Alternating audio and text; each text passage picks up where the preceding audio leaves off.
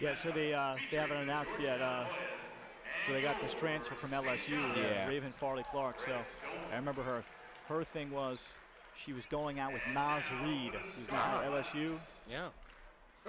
I'm sure they're probably the same age. She's a year ahead in grade.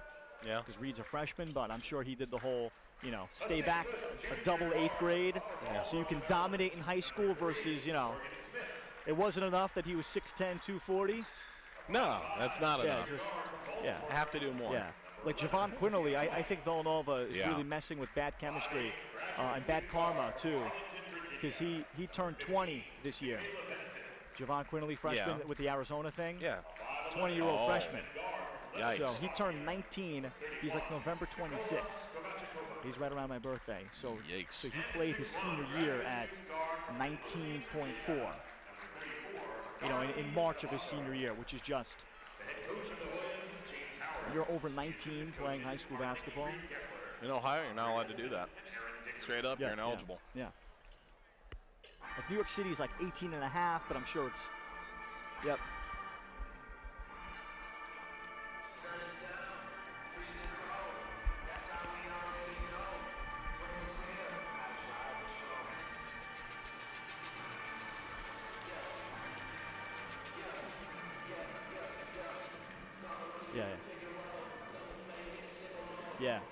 Yeah, Brittany, you got to stand up and basically be waving a flag. Wave a flag and don't let them start until they see you. Brittany, instead of tip-off, can we just cover the timeout coordinator allowing the game to start? Mm-hmm. We good with that? Lower third, the TOC.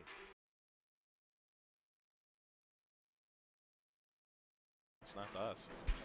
Yep.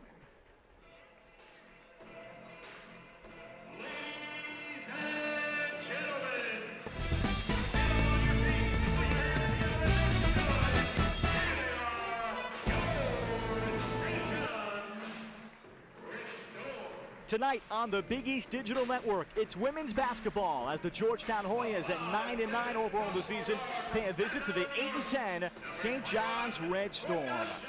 Let's have a look at the Big East standings. We have now hit the midway point of the league schedule. And right now everybody chasing the lone undefeated team, the number 10 Marquette Golden Eagles. St. John's trying to climb out of the dead last spot in the conference. Georgetown trying to climb into the upper half. And with that, welcome here to Carnesecca Arena in Queens. Alongside Michael Watts, I am Ralph Bednarczyk. So here's the middle point of league play, Mike, and urgency is abound for both programs. St. John's, of course, sitting in 10th. Georgetown with 3 super seniors, a chance to win here in Queens for the first time in 10 years. Yeah, something's going to have to give tonight, Ralph. No doubt about it. 5 straight losses for the Red Storm. It's been a different problem seemingly every time out. The trip to Chicago and Milwaukee didn't go very well, so now I got to focus up. For Georgetown, they've got all this star power, and we know they can be good, but they're 9-9 right now, and they need to find a way to come here and get their first win here in about a decade's time. And for St. John's, their loss on Sunday against number 10 Marquette, they took them down to the wire in that game. Senior center Kurtiana Brelov went for a career-high 22. Yeah, Kurtiana Brelov is able to slow games down a little bit, and that's a significant piece for the Red Storm against the likes of Marquette and DePaul. But against Georgetown, she needs to not only be able to post up, but do a little bit more on the defensive end. She missed all of last year with an injury, but Georgetown graduate student Dorothy Adamaco showed that she is all the way back, going for a career-high 28 Saturday against Villanova. Yeah, I suppose nothing like going home in your graduate school season, but look, some 20-point games of late. The first 5 to 10 games were iffy, not up to her standard, but she feels better of late and someone who can really attack inside and out and set the table for everyone on the team. So St. John's and Georgetown, a first meeting this season between these two Big East rivals. They'll meet February 24th. St. John's trying to stop a 5-game losing streak. The Hoyas just ended a 3-game losing streak with their big win over Villanova last weekend. St. John's on the white on whites, Navy on Navy for Georgetown.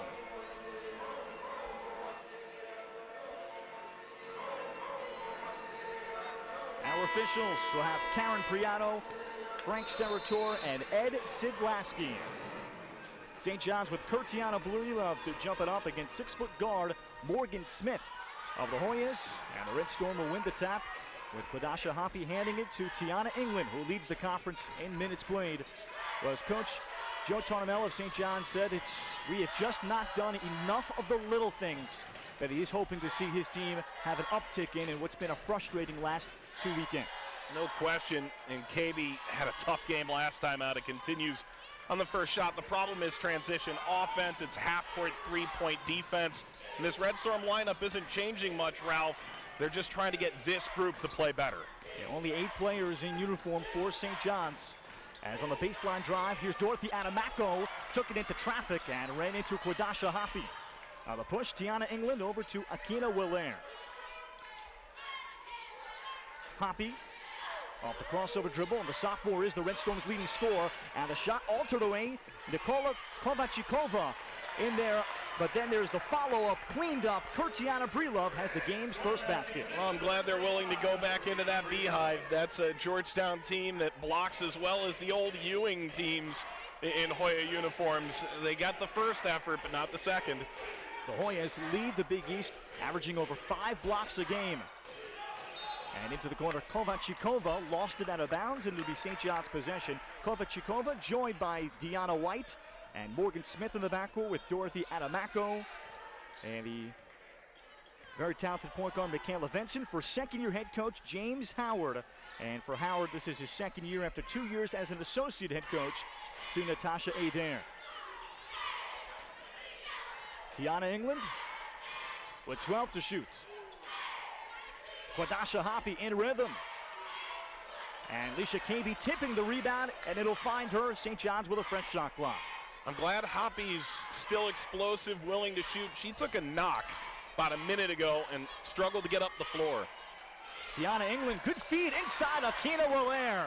And the senior from Chicago with the basket to make it 4-0. Yeah, she'd like to see threes fall a little more often, but the ability to drive to the basket, she's the missing link right now for St. John's on the offensive end. Well, they're averaging nearly 11 a game. Here's Michaela Vincent, graduate student, spent 2 years at Virginia, missing the 3. But Dorothy Adamako dug out the rebound. And then her pass deflected and taken away. Alicia KB around Vincent to score a 6-0 start for the Red Storm. And the way they've gotten these buckets, it's a second chance bucket off a block. It's a drive in the half-court offense, and it's the ability to get out in transition off a steal. St. John's a year ago held this Georgetown team to just 41 points.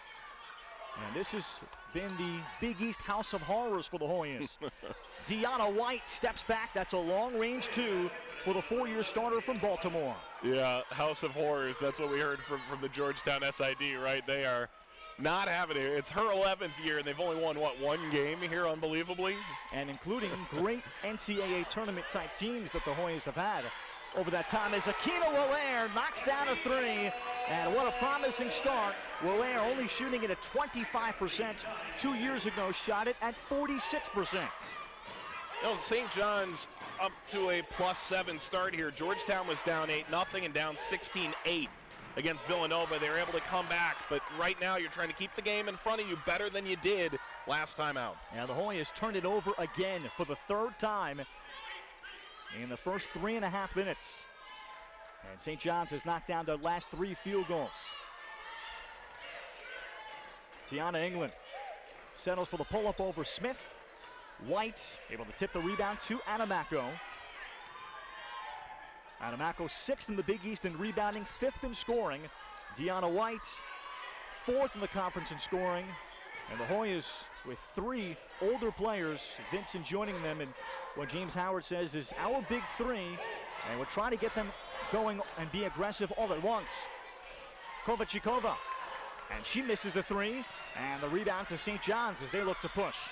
And the Hoyas have started now 1 of 4 from the floor with a blocking foul on the floor. Well, for Georgetown, that's not gone very well, has it?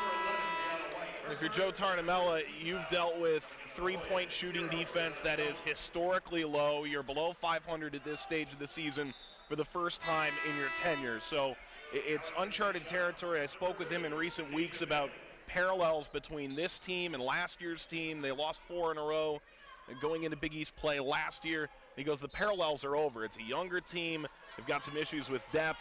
He's done making those parallels. He wants to get back scaling this mountain of the Big East tonight and continue it over the next 5 or 6. Kurtiana Brelov missing the jumper. Alicia Kaby, tough follow.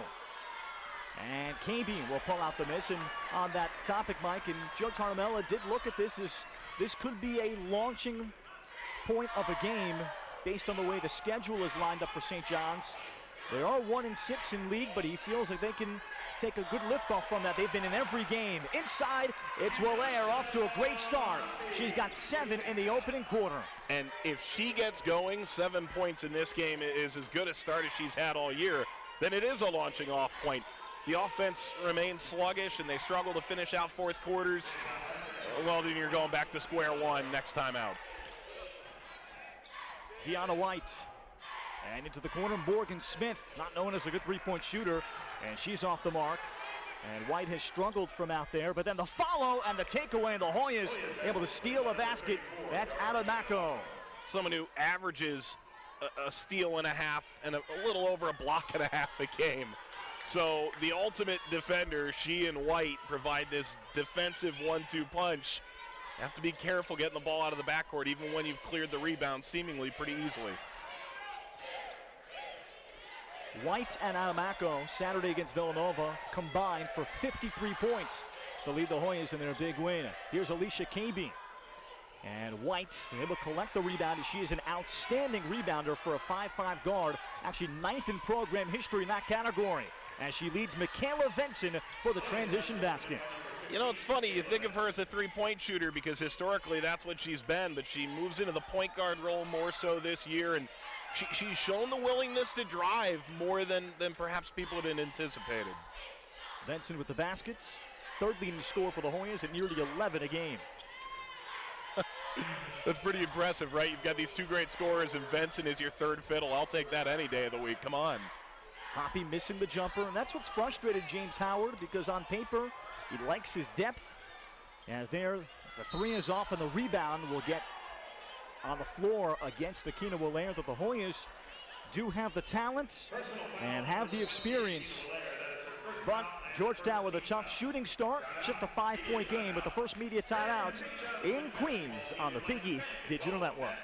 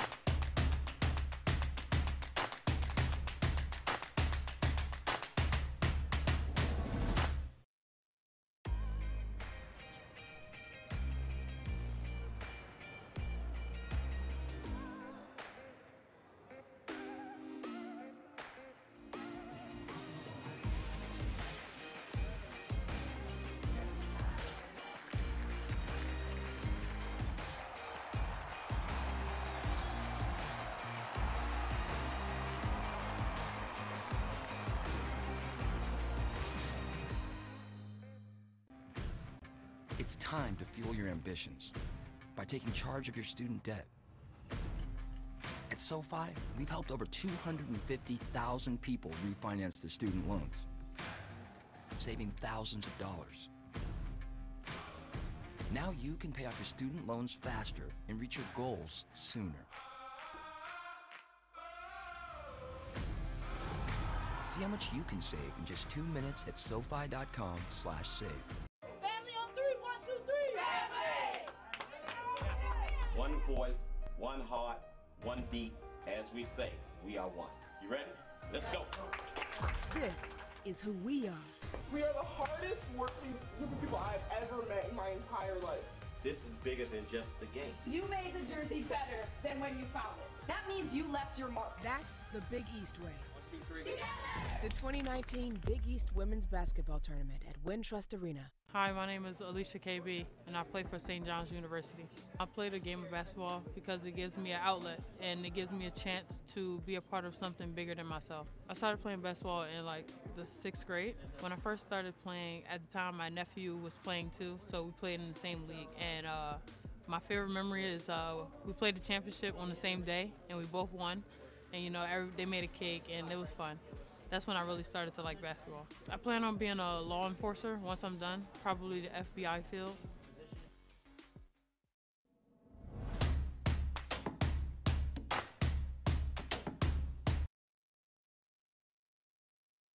It's 3:21 to go in the opening quarter. Ralph Bednarczyk, Michael Watts. Promising start for St. John's, and in particular, senior Akina Willair, who's knocked down all 3 of her attempts. She's got a game-high 7. Yeah, the referee's asking some questions like, how do you shoot so well, and why are you so impressive on the drive on the night? It's the handoff from Breelove, knocking it down from 3-4 feet outside the three-point arc.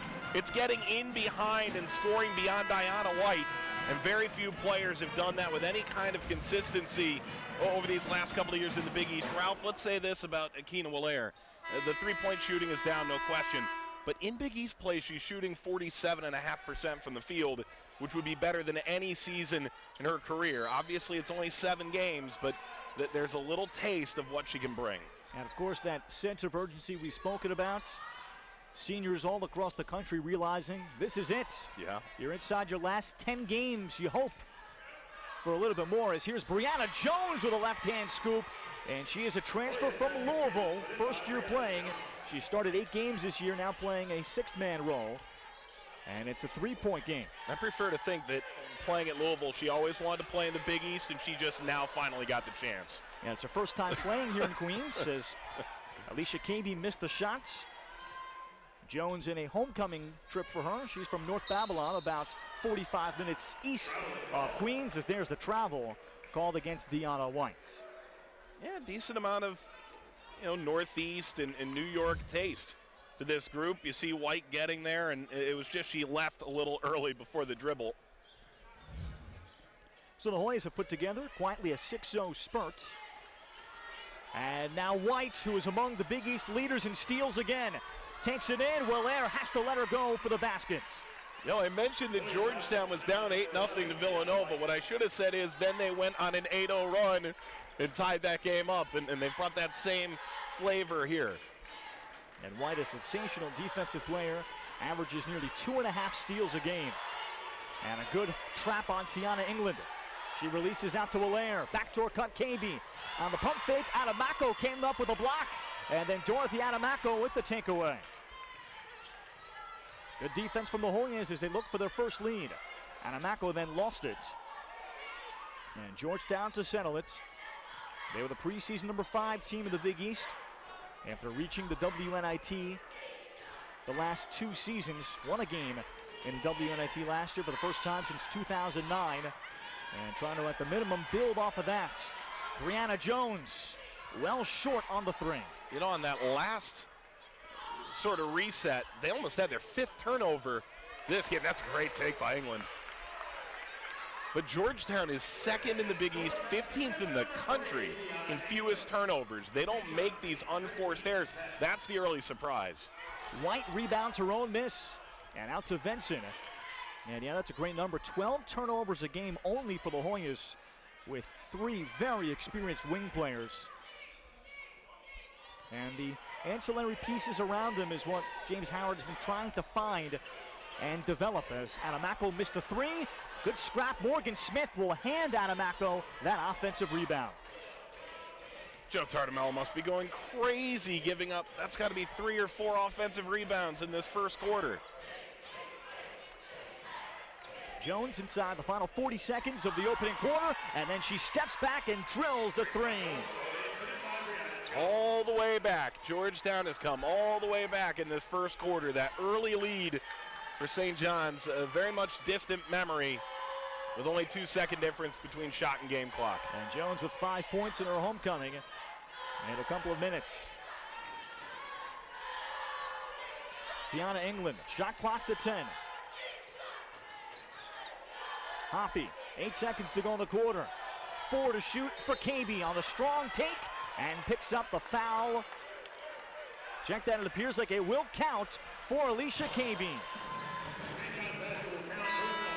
Nice cross-lane take. There really wasn't that much damage done to Cabey while she was transversing the paint, but a little push off, and really, I'm with you on that one. It wouldn't have surprised me at all if you call this foul on the floor, but Cabey comes to the ball. You see the clock there. They ran the clock down really effectively. That little push there vents it inside. Cabey missing. Chance for Adamaco in the final seconds. Adamaco, and that would not have counted. So St. John's, after the great start, has to settle for a 2-point lead on their home floor in Queens, leading the Georgetown Hoyas tonight on the Big East Digital Network.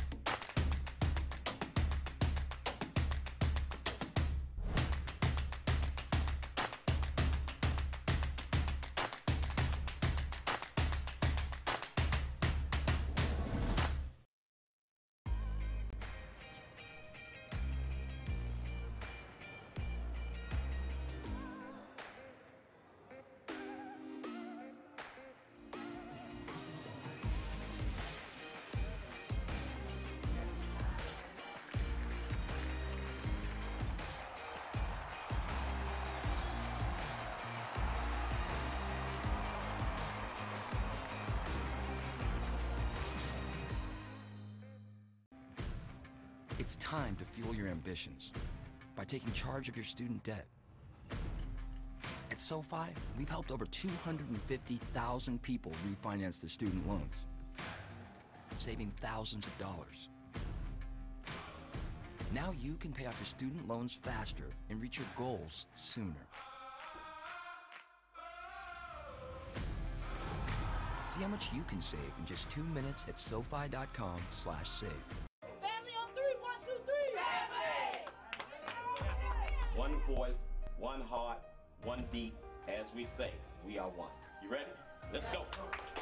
This is who we are. We are the hardest working group of people I've ever met in my entire life. This is bigger than just the game. You made the jersey better than when you found it. That means you left your mark. That's the Big East way. 1, 2, 3. The 2019 Big East Women's Basketball Tournament at Wintrust Arena. Hi, my name is Alicia KB, and I play for St. John's University.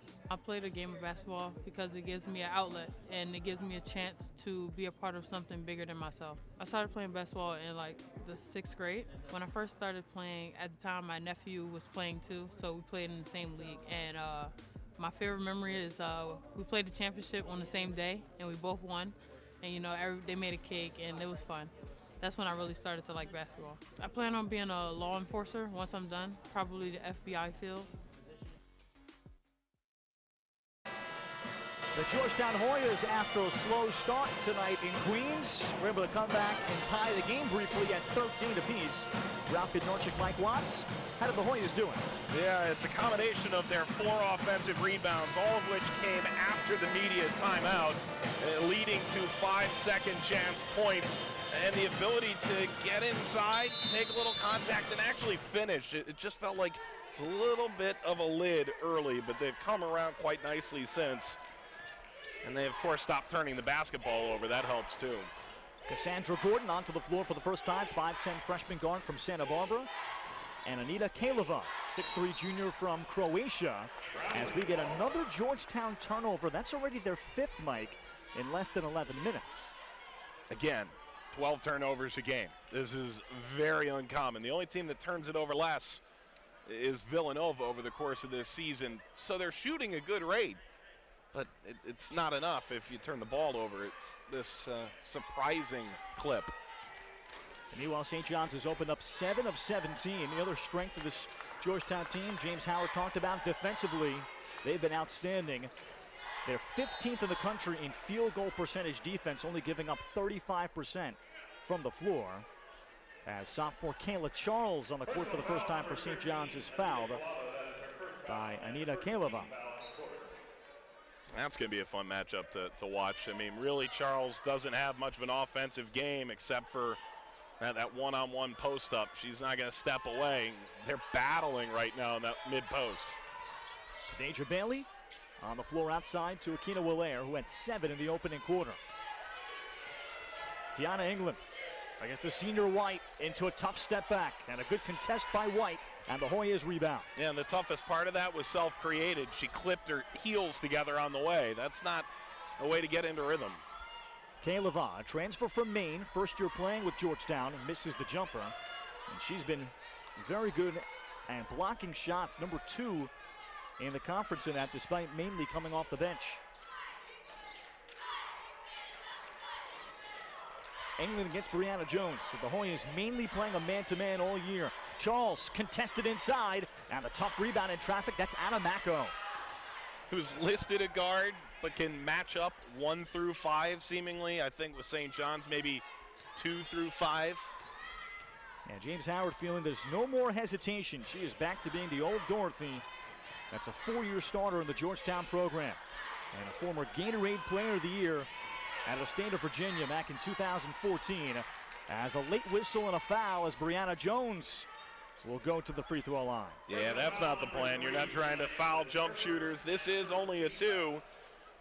It was inside the arc by a foot or 2.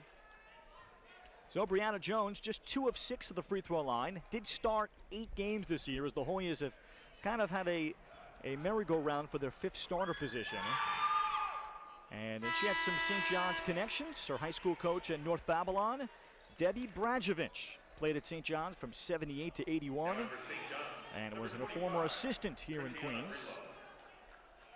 But this is Jones's first time playing here.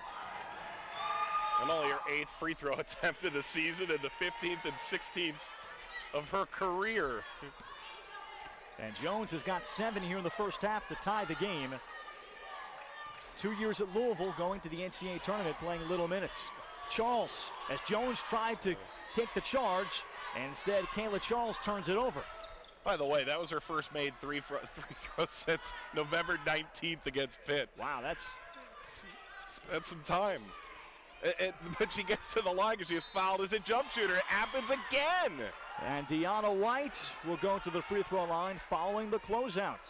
You know, Joe Tardamella isn't looking at Tiana England. He's looking at the official. And to your point, it's on the closeout. It's being able to land more than anything. And find it interesting that happening on 2 consecutive possessions down the floor. Joe Tardamella's looking at the ref. Deanna White at 74%. I don't get it. I don't get how you do that twice down the floor. That's iffy. It's a little iffy. I'll give it that. White gives the Hoyas their first lead here at 16-15. And Georgetown has found a way to manufacture some points at the line despite turning it over 5 times. Didn't think this game would be so paint-driven. I mean, look, neither team is sitting here saying we're here to shoot threes and knock all the lights out. But both teams are this year so bad at defending the 3. You'd think someone would give that a better look, but the vast majority of points have come in the paint. Feed inside, deflected, last touched by Georgetown. St. John's jumped out early. Kwadasha Hoppy. And for the Red Storm, they have run out of gas in several of these losses. This is a great take, adjusting and contorting her body in the air, Alicia Cavey. Scorer is going to score, man. 2 for 7 in that first quarter. Had a similar game over the course of 40 minutes against Marquette, but also had 4 turnovers and 4 fouls. So she comes in, remains aggressive. 3-second call. That was Tatiana Thompson, sophomore, back up forward as we see the lay-in by Cavey. She gets the ball and takes that hesitation and then pushes the gas pedal down. Had that run across the paint horizontal. She's worked off the left side just like this time and time again, and then tried to work her way through. Hoppy was able to seal against Deanna White and get herself to the free throw line, where she's an excellent free throw shooter. And St. John's, as Joe Tarnamello spoke about, will go through lapses and stretches, particularly in fourth quarters during this 5-game Big East losing streak. But they've been right there consistently in all of them, and have had several heartbreakers, including losses in the final seconds to Providence here at home in overtime. Narrow loss in the final seconds to Creighton here at home 2 weeks ago as Hoppy makes both. And against Providence, I think they felt a little miffed about the way the officiating ended in that game. Not that they would say anything about that, but this team is only minus 19 in the 7 Big East games after the third quarter, including that overtime game against Providence. And what strikes me is that it's 2 or 3 points each time that are killing them. It's 1 or 2 mistakes. Now they're getting blown away. We'll get the hand check as Deanna White drove the lane, and 3 team fouls now against St. John's. And for the Red Storm, they have a chance to change that, as Joe Tarnamello spoke about. The next 6 games, the first 4 this weekend and next weekend, are all at home. So a chance to completely reverse course in an 18-game Big East regular season schedule. White against Hoppy. Now steps back. And off of the 3, and St. John's with Kurtiana Breelove. The rebound in traffic. And then Kadeja Bailey took it into Kaleva, who come up with a block. And that's why she is the Big East leader in that category. Oh, man. That is deja vu all over again. It's another victim. Anita Kaleva, nearly 2 blocks a game. Now the entry, Tatiana Thompson, able to muscle it up and in. And the Hoyas getting some balanced scoring tonight. It's a 1-point game. And for Georgetown, let's not forget, they played their travel partner last week, so only 1 game, all your focus into that Villanova game to save your conference regular season. And that 3-game losing streak is seemingly, it's way in the rear view now. You don't even think about Georgetown in that sense after that win. Jones hit the front rim, the follow missed by Thompson, and then the next shot was altered by Breelove. And the push by the Red Storm. This is only a 5-4 second quarter, as Hoppy forced it up through contact and then compounds the matter by committing the foul. And for Hoppy, that is going to be her second. And St. John's, only 8 players in uniform. And these are significant losses, particularly for the team's leading scorer. And the problem is it just hasn't felt like, and Joe Tarnamello spoke to you about it, it's been incomplete from Hoppy, and taking yourself out of the game to commit a foul 90 feet from the basket that's a young player move, no doubt about it. Graduate transfer Jasmine Sina onto the floor for the first time. Former America East Rookie of the Year at Binghamton. Michaela Benson, high arcer. And Kayla Charles able to rebound. Georgetown out-rebounding St. John's 19-12. 6 of those coming on the offensive glass. Kadeja Bailey, touted freshman from Long Beach, New York. Charles on the kick. Jasmine Sina, a good look. Bailey flew in for the rebound and is able to rip it away from White. Sina gets another chance and buries a 3. Jasmine Sina, just her 3rd named 3 of the season. She's from New Jersey. She went upstate to Binghamton, wanted to be closer to the city, has a great contingent that always comes out, really well supported. That's a big one for the confidence. White got the screen and missed the pull-up. St. John's looking to push, playing without their point guard, Tiana England, who's getting a rare breather as Bailey misses the runner. As England leads the conference nearly 36.5 minutes a game. She's got like the towel around her neck. She's ready to go. She's got a big grin on her face. Now she's taking it all in. I mean, she is raring to go. This is rare. They've played a long stretch without England here. Adamako. Thompson to reset, 5 to shoot. Kaleva fires it in. Thompson from the baseline. With the shot clock expiring, Charles rebounding. And to the earlier point about having to sit Hoppy, you're sitting England because she's got 2 fouls in the first half and you need her later. Kaleva on the pull-up. Nicely done from Anita Kaleva. 2 years ago was on the team at the University of Maine that went to the America East Championship game. Averaging 3 points, 4.5 rebounds with all the block shots to boot. Yeah, she's the one who's sort of the odd one out right now, right? Started the first 15, moves out of the starting 5. The tip, nicely done. Kayla Charles off the glass. Yeah, good to see her back. Feeling a little under the weather in Chicago and Milwaukee, and didn't play against Marquette, but was able to come out, warm up, felt good, and back in the lineup. St. John's on Sunday played with just 7 players as Kaleva misses the 3. Came in 0 of 4 from beyond the arc. The Red Storm's lead is 4 as the Hoyas have been able to steady the game here. Late first half tonight in Queens. We've hit the midway point of conference play in the Big East Conference as Charles lost it. White another steal. Adamako running the floor, steps through, and then a good contest by Wallaire. And White all over being a nuisance on Cena. Well, it's fun to watch Deanna White play defense. Last year's Big East Defensive Player of the Year. The 3rd active player in the NCAA Division I in steals. As we get a moving screen now against Kayla Charles.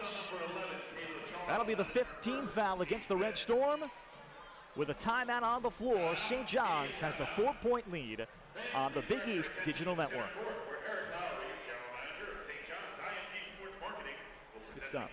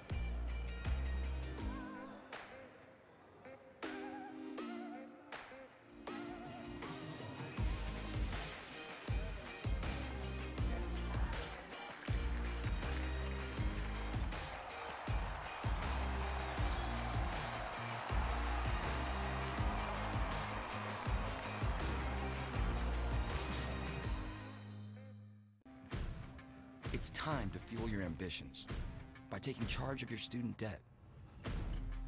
At SoFi, we've helped over 250,000 people refinance their student loans, saving thousands of dollars. Now you can pay off your student loans faster and reach your goals sooner. See how much you can save in just 2 minutes at SoFi.com/save. One voice, one heart, one beat. As we say, we are one. You ready? Let's go. This is who we are. We are the hardest working group of people I've ever met in my entire life. This is bigger than just the game. You made the jersey better than when you found it. That means you left your mark. That's the Big East way. 1, 2, 3. The 2019 Big East Women's Basketball Tournament at Wintrust Arena. Hi, my name is Alicia KB, and I play for St. John's University.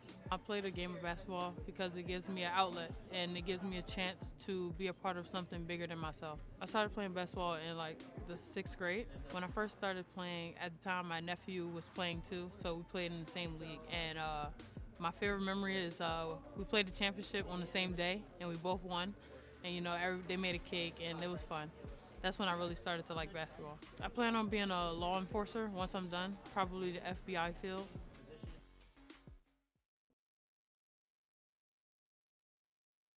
Early going, their lead is 4 here late stages, 2nd quarter. The Red Storm trying to stop a 5-game losing skid, all in conference, and continue their domination of Georgetown here in Queens. They've won 9 straight in the series dating back to 2014, and they have not lost here since 2009 against the Hoyas as Anamako pulls up and misses the jumper. Akina Waleri the rebound, and then we get the Georgetown foul. They'll get Deanna White on the foul, and that is her second. And St. John's playing without their redshirt sophomore point guard Tiana England for large stretches of the second quarter after picking up her second foul. And Gordon comes in, played her most complete game of the season against Villanova last weekend. Freshman from Santa Barbara. Kurtiana Brilov shovels off the pass beautifully, but Waller missed the layup. 7 points in that first quarter, maybe best quarter she's played all year, and hasn't quite had the same opportunities and looks as she did. That one, though, she's a little frustrated. Benson gives it to Adamako, who swishes a three. Dorothy Adamako, just 33% from beyond the arc, but as James Howard says, she is now back, no hesitation, and doing it at all three phases after missing a full year of basketball. Yeah, when you've got 1,494 career points. Cena wanted the three, Bailey able to save it. I wanted to see her take it again. St. John's getting the fresh shot clock, final 40 seconds of this opening half. She's been pretty good with England sitting with those two fouls. She has kept this thing together.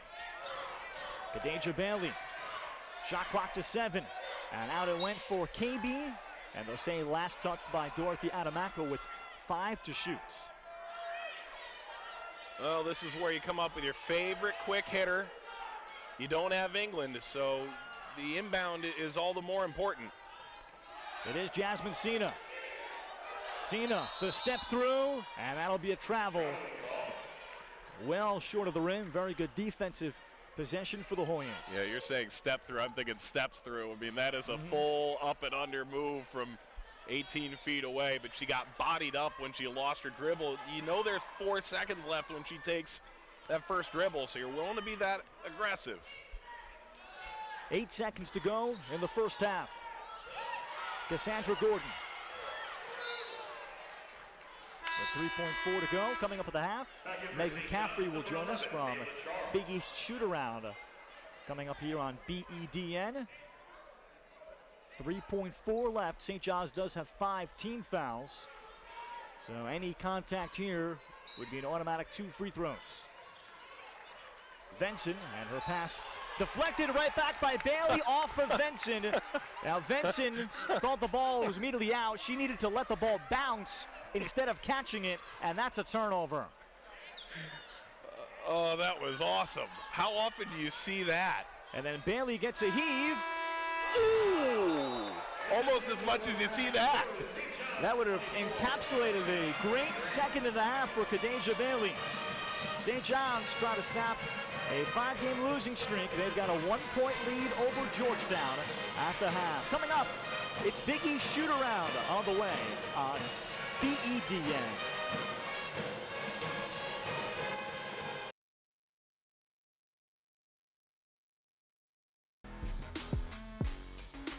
We now welcome in analyst Monica McNutt. She is on the call for Sunday's DePaul Xavier game on FS2. Monica, thank you so much for joining me. No problem, Megan. Happy to chat. Let's start with DePaul, Monica. The Blue Demons won the Big East tournament last season. They were picked to finish at the top in the preseason coaches poll alongside Marquette. However, DePaul is 4-3 in conference play right now. What do the Blue Demons need to do to establish a rhythm moving forward? Well, honestly, Megan, I think we're starting to see that from them. I think back to their game versus Georgetown here in D.C., where they were down double digits and managed to come back and win that ball game. I know, myself included, to a degree, folks were sort of blown out of the water a bit to see the loss to Creighton to kick off conference play.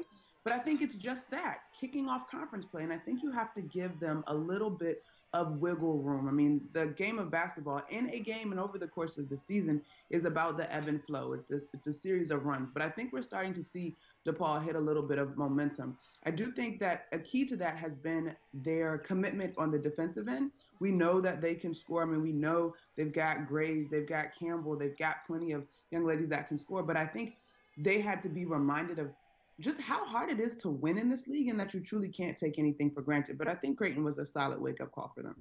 What is the biggest difference in this year's DePaul team that you've seen in versus last year's? The key to grasping what he's calling when he's calling it is just a degree of toughness. Now, I think that this team can get there, but I also think you got to give credit to the league. The league looks a little bit different than it did last year as well. I mean, you've got Butler and Marquette that are at the top standing right now, and they would be the teams that come to mind in terms of being in the way for a DePaul team that's trying to repeat the success they had last year. You mentioned it right there, Monica. Butler. DePaul faces the Bulldogs on Friday. Butler has the stingiest defense in the Big East. They are leading the Big East in scoring defense. What does DePaul need to do offensively to score on Butler on Friday night? So I am really excited for this matchup. I'm excited for the next two games that Butler has because they finished with DePaul and then they've got Marquette. I look at Coach Godleski, who truly formulated a system that would allow the players on his roster to thrive, and it has been an incredible turnaround for his program, I'm sure that you know. And then I'm looking at Coach Bruno, who is well established in this league, who always has the horses that he needs in terms of putting players in position to be successful. This one I expect to come down to execution, both on the defensive end and on the offensive end. You mentioned Butler's stingy defense. There are holes because as an offensive player, you always have the upper hand just slightly because you know what you're going to do and the defense doesn't. However, you have to pick your spots very wisely when you play Butler. You have to get into those passing lanes. You have to pick spots that make them rotate and hopefully create holes in their defense. On the other end, Butler also doesn't really get rushed in the offensive set. So as important as a defensive commitment is going to be for DePaul, they're going to have to maintain the duration of the shot clock. They're going to have to be talking, and they're going to have to clean up that side of the glass as well, because if you allow Butler to get second chance opportunities, then they really start to feel themselves. Let's take a look a little bit more so at the middle of the league now, Monica. Georgetown, they are 3-4, a veteran team. What do the Hoyas need to do to start developing consistency moving forward? I think we've seen some Jekyll and Hyde action out of the Hoyas. They are a team, to me, that has not quite identified this year's signature. When you talk to other coaches preparing to play Georgetown, the statement that you get is, they want to get up and down in transition. They want to play defense. They want to play ball fast. And I think that was Georgetown last year, no question. This year, I don't know that that game is benefiting Georgetown the way that it did. So I think that they're still trying to figure it out, but they just have to put two halves together would be my suggestion. The last time I saw them, they were playing Villanova, and that was truly a chess match in terms of Peretta, Howard. I mean, you got guards going at it. But Georgetown came out big in that one largely because of the performance of Dorothy Adamako. I think they've got to understand that Deanna White is circled on the scout. And so what was available to her last year may not be as available as easily. And so maybe this is a team that we see needs to slow down and execute in the half-court set as opposed to trying to get up and down, because teams are well prepared for their transition game. Who is your dark horse in the league? Oh, man. So I haven't seen either of these teams yet in person, but I'm thinking that Seton Hall might be my dark horse. Although when I saw Providence knocked off Butler, I was like, ooh, maybe I need to pay those guys a little bit more attention as well. But I think Coach Bozzella just does a fantastic job with Seton Hall. And I know when I saw them last year a few different times, I was just sort of impressed with, again, their toughness. They seem to be really talented this year. We know Samuels had a big week coming off of an award last week. And so I think that's a team that might be able to sneak up and get some people. I kind of think that they're due. So we'll see. I would pick Seton Hall, the Pirates. And they have that whole entire new offense in store this season that you're seeing really come to light now. Indeed. And I think anytime a coach, there's something about the relationship when a coach goes and sets up a system that is truly for his players, right? Like, it's one thing as a player, you show up, okay, this is what we got to run. This one's my favorite play. This one may not be my favorite play. But when a coach says, hey, guys, we're going to overhaul this. We're going to play to our strengths. As a player, you're like, wow, like, not only does Coach have a tremendous commitment to win, he has a commitment to win that is catered to what I do well. And so you can't do anything but get excited about an opportunity to do something that is custom fit for you. I don't know about you, Megan, but when I get some clothes tailored or get a dress tailored and it's fit just for me, like, you get excited about that. They are there. You're custom made. It gives you all that, the confidence. It gives you the confidence then that you can take on the world. You can take on that meeting, that game, that interview, whatever. Exactly. And so if the overhaul of an offense is is going to speak to success. We've already seen that with Butler, right? Like they've had a complete turnaround because Coach Godleski did the exact same thing. Now I'm going to have you choose your all Big East starting five. All right, I do want to give this slight disclaimer in that it is a little bit of recency bias in my starting five, and this could change over the course of the season. But I got to go with Marquette, who's into the top 10, which is outstanding for Coach Carolyn Krieger and her program. Natisha Heidemann is definitely on that list. And then I've actually got Kelly Jaycott from Villanova. I just think that her skill set is a defensive problem. Like, she's just so patient, can score on the outside, can score on the inside, really has a strong grasp on the game. Then I'm going with Whitney Jennings from Butler because I think she's an outstanding point guard, and obviously you know the success that Butler is having. I could envision her playing off of Natisha Heidemann or even switching roles to a degree because Jennings also can knock down big shots. Okay. Then I'm going with Tori in the paint because I don't think that we have a big in the league that sort of matches up with her in her efficiency, Tori Butler. And then I'm wrapping this up with Marte Graves from DePaul right now. Versatile, off the bounce, can shoot, can score. Again, a little bit of a matchup problem. You said right now. Is there someone who's kind of on the edge there who might kind of come in if they peak a little bit? So outside of Jaycott, for the most of this are teams that are performing well. I really like Dorothy Adamako out of Georgetown. I also am a big fan of Ari Gray over at Xavier, but I need to see those young ladies and their team kind of give me a little bit more consistency. And I know that's sort of a double standard because Villanova right now has some work to do in conference play, but I think Jaycott has just really established herself as a consistent threat no matter how that game goes in the league. I'm looking for some more consistency from Gray, looking for some more consistency out of Adamako. And then you got to watch Shadeen Samuels over at Seton Hall as well. Monica, thank you so much for joining me. Have a great call this weekend. Thanks, Megan.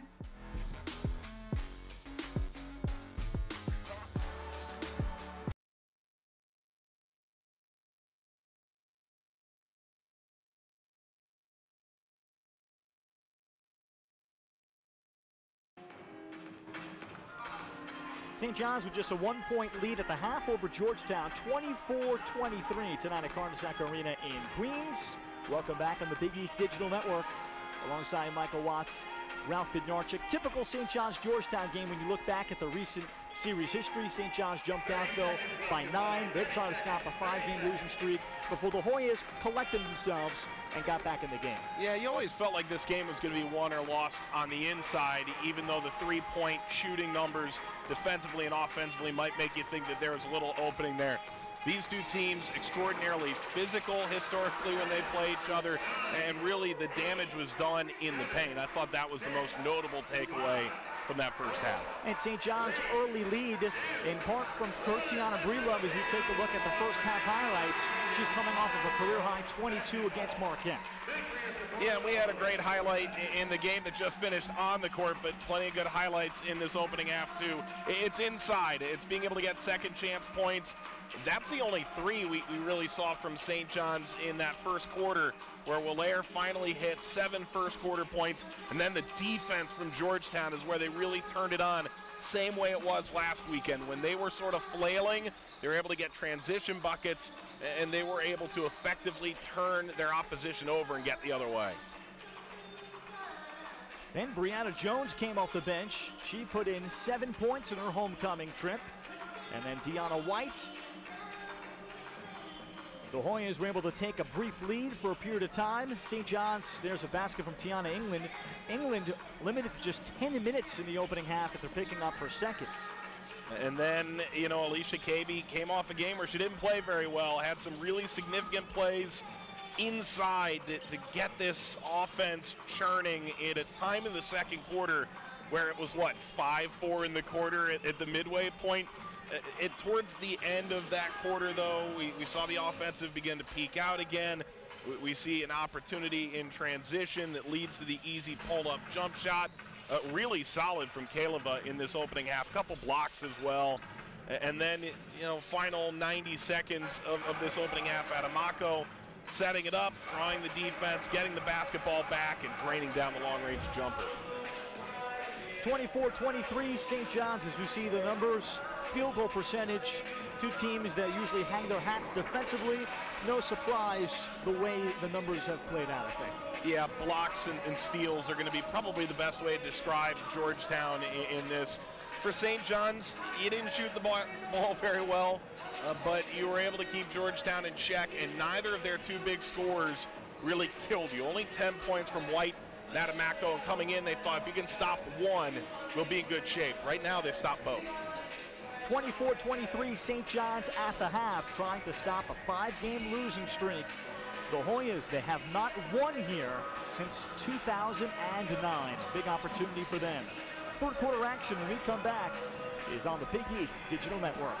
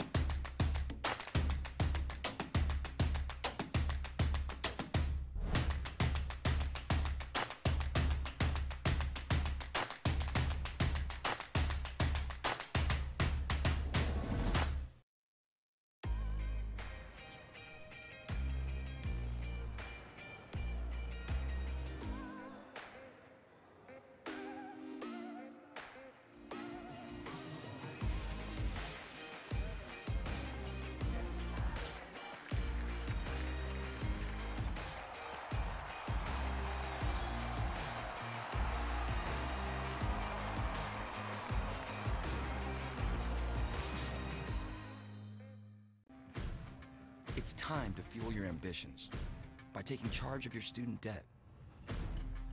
At SoFi, we've helped over 250,000 people refinance their student loans, saving thousands of dollars. Now you can pay off your student loans faster and reach your goals sooner. See how much you can save in just 2 minutes at SoFi.com/save. One voice, one heart, one beat. As we say, we are one. You ready? Let's go. This is who we are. We are the hardest working group of people I've ever met in my entire life. This is bigger than just the game. You made the jersey better than when you found it. That means you left your mark. That's the Big East way. 1, 2, 3. Together! The 2019 Big East Women's Basketball Tournament at Wintrust Arena. Hi, my name is Alicia KB, and I play for St. John's University. I play the game of basketball because it gives me an outlet, and it gives me a chance to be a part of something bigger than myself. I started playing basketball in the 6th grade. When I first started playing, at the time my nephew was playing too, so we played in the same league. And my favorite memory is we played the championship on the same day, and we both won. And they made a cake, and it was fun. That's when I really started to like basketball. I plan on being a law enforcer once I'm done, probably the FBI field.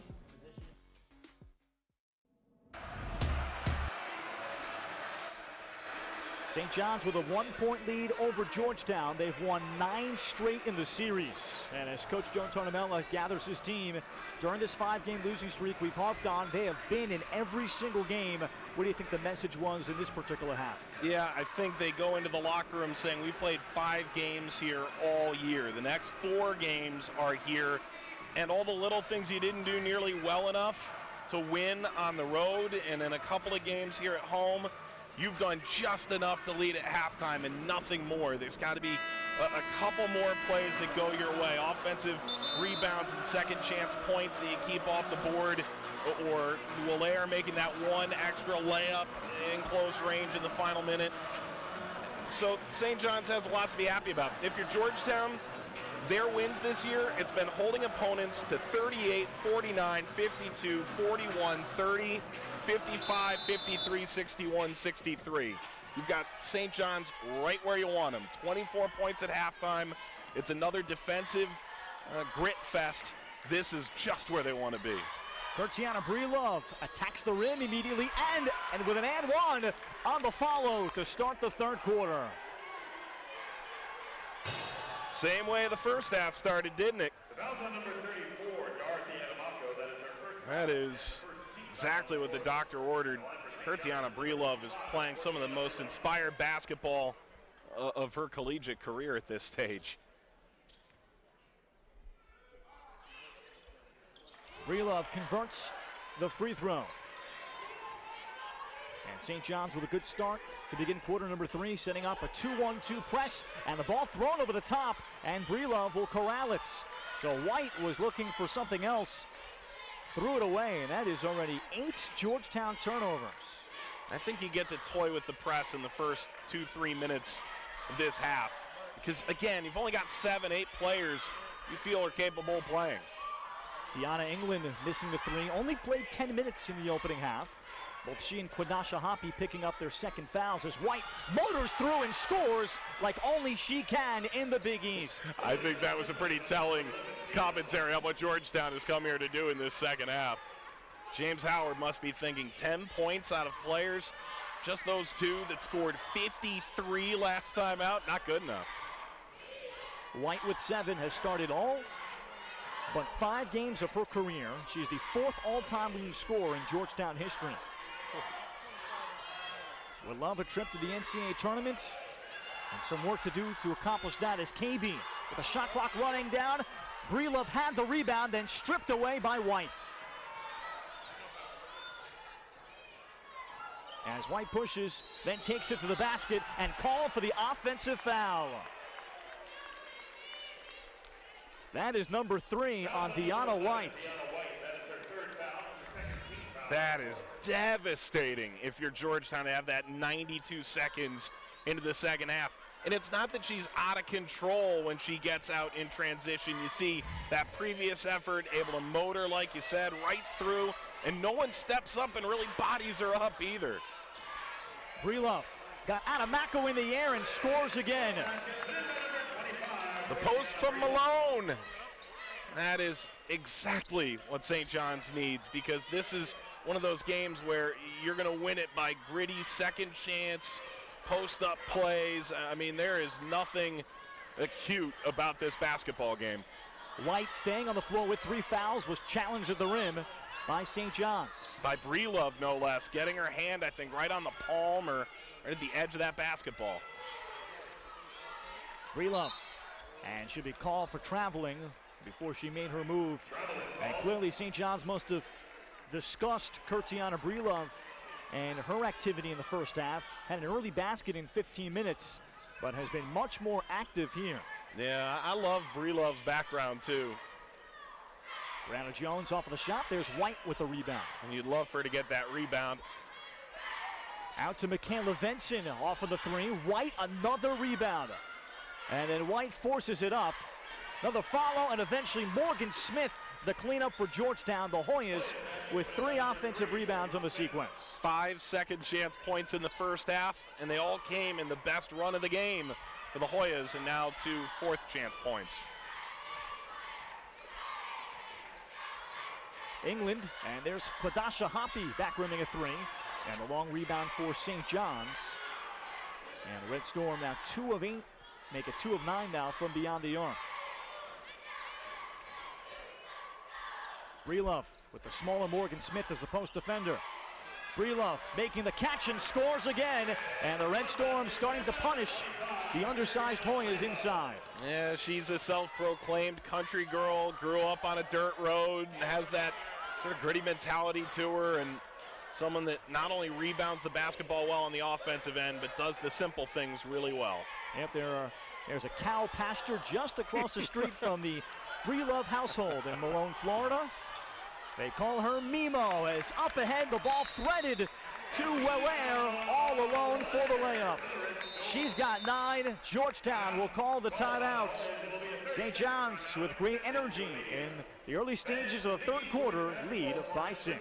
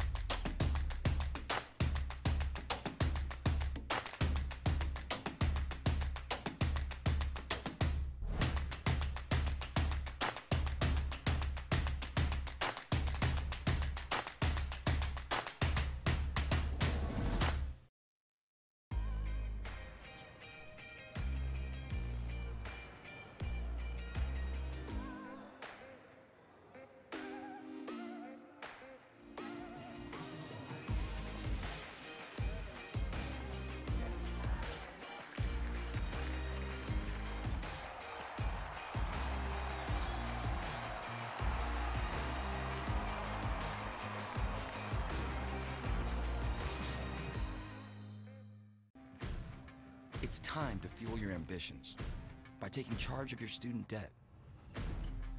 At SoFi, we've helped over 250,000 people refinance their student loans, saving thousands of dollars. Now you can pay off your student loans faster and reach your goals sooner. See how much you can save in just 2 minutes at SoFi.com/save. Family on three, 1, 2, 3. Family! One voice, one heart, one beat. As we say, we are one. You ready? Let's go. This is who we are.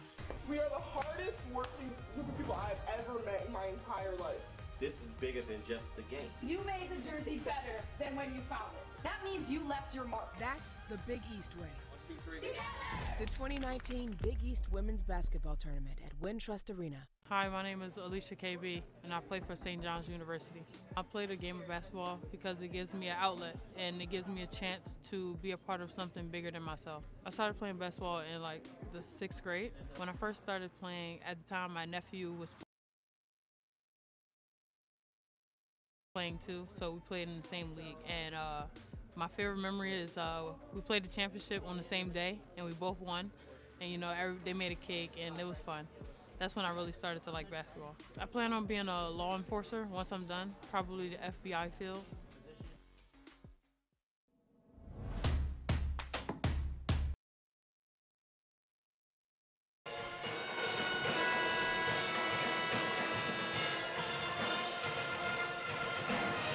St. John's by 6. It's been center Kurtiana Brelov coming alive, Mike.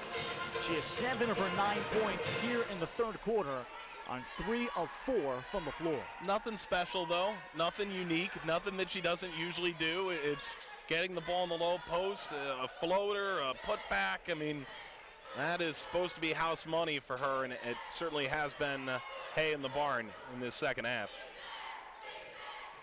This is Brianna Jones, lefty scoop off the glass.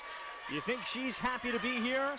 Brianna Jones just 1 point off of her career high, which was 10 points while she was at Louisville playing limited minutes 2 years ago. Started 7 of the last 8 before coming off the bench here in this last little stretch, and give you a little extra. And Brelov continues to be featured by St. John's on the mid-range jumper. 22 against Marquette. Fouled out of that game, but a little pressure from St. John's to try and take Georgetown out of their half-court offense. Dorothy Adamaco took it into Brelov and picks up the foul. Yeah, Brelov at first puts her hands on her head, but that's absolutely the right call. Look, Adamaco is probably a little bit out of control by the time she does that spin, but I mean, that's something she does as well as anybody. Spinning in the paint, whether it be from straight on or from that left-hand wing. That spin dribble is her bread and butter. So Dorothy Adamaco to the free throw line, 66% free throw shooter, has gone over 1,000 career points. Has already graduated with a degree in psychology, now doing sports management, and has dreams of working in the front office of a pro sports team. Well short, actually airballs the second free throw. And you know, I've never seen this in a bio, and I've done this, you've done it longer than I have, but I've done it for a while.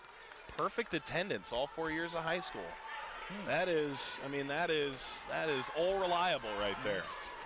And she's been that for Georgetown, despite playing for 3 different coaches during her time. Alicia KB out of the corner, sinks a 3. And St. John's has opened up an 8-point lead, their largest of the night.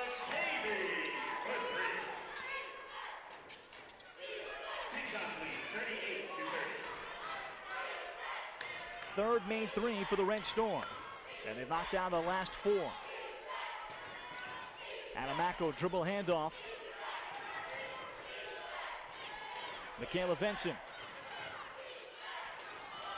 Brianna Jones got stuck and picks up the foul with just 2 to shoot. That'll take us to the under 5 media timeout. St. John's with Kurtiana Brelov in the paint, and then Alicia KB 4-3. They've built an 8-point lead.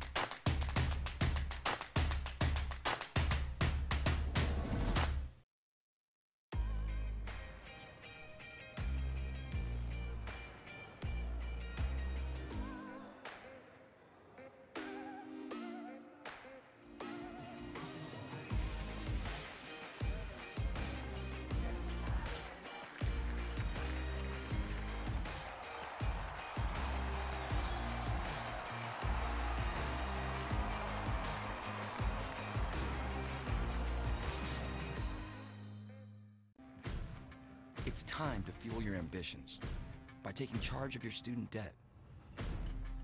At SoFi, we've helped over 250,000 people refinance their student loans, saving thousands of dollars. Now you can pay off your student loans faster and reach your goals sooner. See how much you can save in just 2 minutes at SoFi.com/save. Family on three, 1, 2, 3. Family! One voice, one heart, one beat. As we say, we are one. You ready? Let's go. This is who we are. We are the hardest working group of people I've ever met in my entire life. This is bigger than just the game. You made the jersey better than when you found it. That means you left your mark. That's the Big East way. 1, 2, 3. The 2019 Big East Women's Basketball Tournament at Wintrust Arena. Hi, my name is Alicia KB, and I play for St. John's University. I play the game of basketball because it gives me an outlet, and it gives me a chance to be a part of something bigger than myself. I started playing basketball in like the 6th grade. When I first started playing, at the time my nephew was playing too, so we played in the same league. And my favorite memory is we played the championship on the same day, and we both won. And you know, they made a cake, and it was fun. That's when I really started to like basketball. I plan on being a law enforcer once I'm done, probably the FBI field.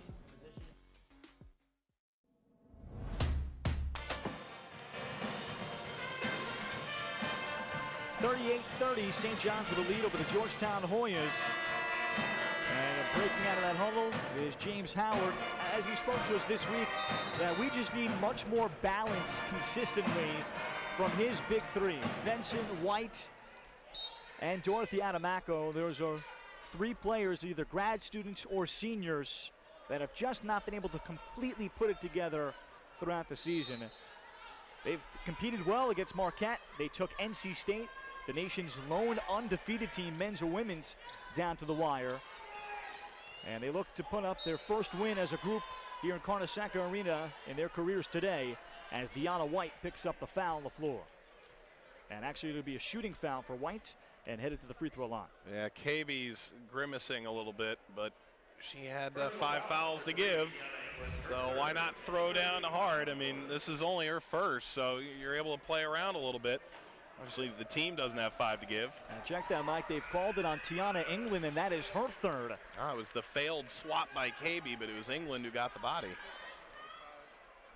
So England is going to be staying on the floor here for this next segment, as White makes both free throws and is up to 9. St. John's played a large chunk of the second quarter without Tiana England. And Joe Tornamella is going to elect to keep his redshirt sophomore point guard out here. And if she goes the remainder of regulation and plays every second of it, she will still have played the fewest number of minutes that she's played in any individual game this year, which is stupefying. England takes it to the basket and scores with a lefty scoop. First points of the second half, and did she need that or what? England with 4, and St. John's back by 8. White able to pick up the loose ball. And England leading the Big East in assist. There is Hoppy with a knockaway on Jones. England pushing. And the Hoyas, they had just switched to a zone defensive look last possession. And James Howard will call for the man-to-man with Adamaco defending England.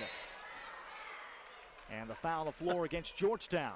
That is terrible spacing. That is awful spacing. But this is a blow-by, and then the little Statue of Liberty finish, floating it through the ring, picking up 2 of her 4 points. Adamaco picked up her second. And back to live action with St. John's getting the fresh shot clock. They've led by as many as 9 back in the opening quarter, and 8 a couple of times here in the third. Slipping to the basket, Kurtiana Brelov settles for the jumper. And it's been Brelov as the lone player in double figures tonight. She's got 11. Adamaco determined to get to the rim. That's 8 now for Dorothy Adamaco. 10 points combined for White and Adamaco in that first half, and they aren't exactly blowing those numbers out of the water, but I mean, You're talking about a player who averages 15 and a quarter a game, and another player in white who averages just shy of 16. You need that at minimum tonight from those two. Those are two of the top 5 scorers in the Big East as Breelove had her shot bothered. And White pushing. Venson in transition sinks the jumper. And that's her at her best. I mean, she's had to create for everybody else, and it's taken a toll on her numbers this year. But catching and shooting in transition, that's right on the money.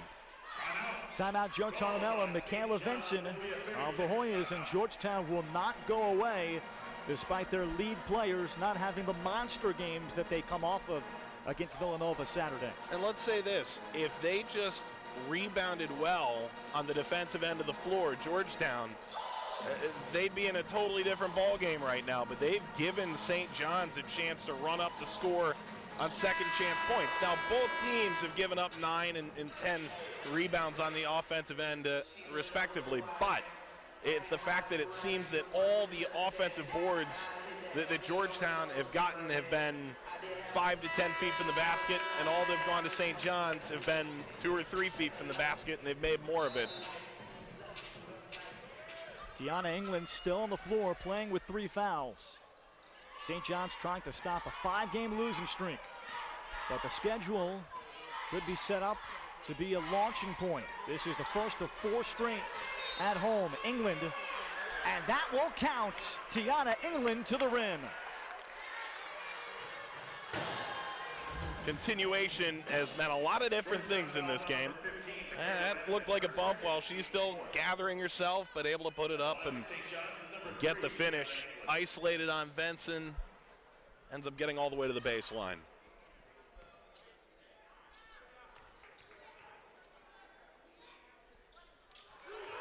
England at 67% completes the 3-point play. All right, well, you're back to 7 here. And if you're Georgetown, you'd like to get a basket or two, in part because you know St. John's struggled in the 4th quarter. I mean, this is totally within your reach. You have not seen the best of Georgetown yet tonight. And that's Adamaco taking it into Welaire. And we'll see on that call if it's Welaire or Breelove. Yeah, Breelove will pick this one up. And you're okay with her that? Second. Yeah. That is now 5, make it 4 St. John's players with 2 or more fouls. So Adamaco, another trip to the free throw line. Described her year off as one where she learned a lot last year, especially on the defensive end of the floor. Yeah, now playing the best basketball of her season right now. Yeah, one article said upper body injury. I don't know quite what that means, but you know, that rust is clearly fallen off, and she's playing a basketball that's among the best in the Big East right now. She's got 9 to tie White as Breelove out of the double team. And the swarming Georgetown defense as they stay in a man-to-man. Breelove just inside the arc, nails the 2. Almost had her 4th turnover of this game and gets a second chance at life and drains that one. So Tiana Breelove pacing St. John's with 13. A game after her career high of 22 Sunday at Marquette. Venson, the isolation against Hoppy. Michaela Venson, and she picks up another St. John's foul. So that's 5 team fouls here in the period anyway. And Michaela Venson, as James Howard has talked about, despite all the years under their belts together, as we see Tiana Breelove's line of 13 on 6 of 11, that Adamaco missing all of last year, so she didn't get a chance to play with Venson. And this is Venson's 2nd full year playing with the Hoyas after the transfer, so he still thought this would come together quicker. And it remains to be seen if that peak will be reached by Georgetown in this tremendous group. You want to talk about someone who took a roundabout way into the college game. I mean, Venson dealing with concussion injury in high school and sitting the last 2 years for a high school career. I mean, I've heard of sitting bowl games, but I mean, 2 years of high school, go AAU, and then have her dad, who was a great player in his own right, sort of show her the ropes, and then went on to Virginia, and it didn't work out there. Yep, Dad, former Georgetown and JMU player, as that shot is off. And St. John's trying to push, or rather Adamako trying to push against the Red Storm. As Wallaire, after her good start, is now 4 of 8. Benson, the final seconds. Kalov missed the shot. It was blocked away by Wallaire to close out the third quarter. St. John's lead is 6, but Georgetown not going away. The fourth quarter, this has been where the Red Storm have fallen short during this losing streak. They look to change that when we come back on the Big East Digital Network.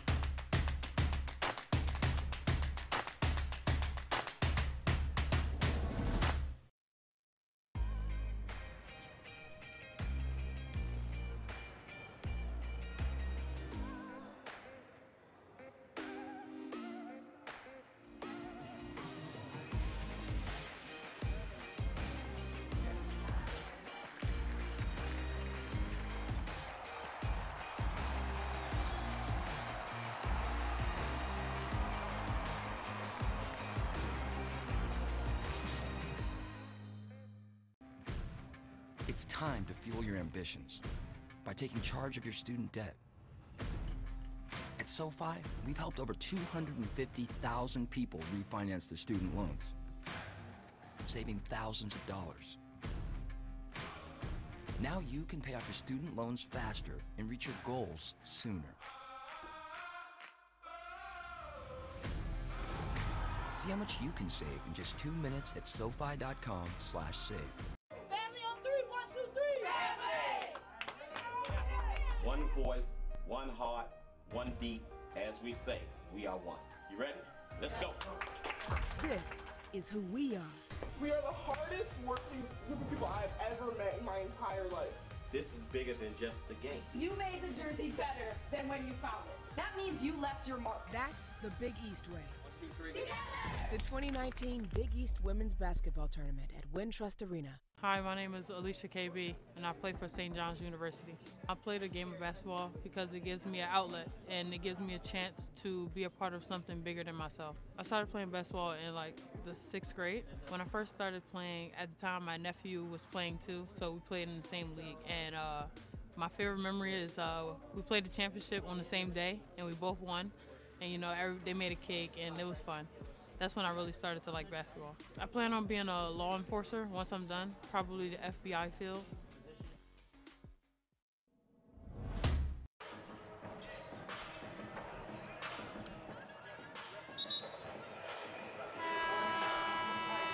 The 2019 Big East Women's Basketball Tournament is coming back to Wintrust Arena in Chicago, Illinois, March 9th through the 12th. And tickets are now available through BigEast.com/WBB tickets. The championship game being played on March the 12th in Chicago. Georgetown hoping that they can be there. They reached the semifinals as a 6th seed last year after upsetting Villanova, the 3 seed. St. John's won the tournament in Chicago 3 years ago. Here's Deanna White playing with 3 fouls for the Hoyas, missing the shot, but Anita Kalova on the offensive rebound again for Georgetown. Each team with 10 offensive boards in this one.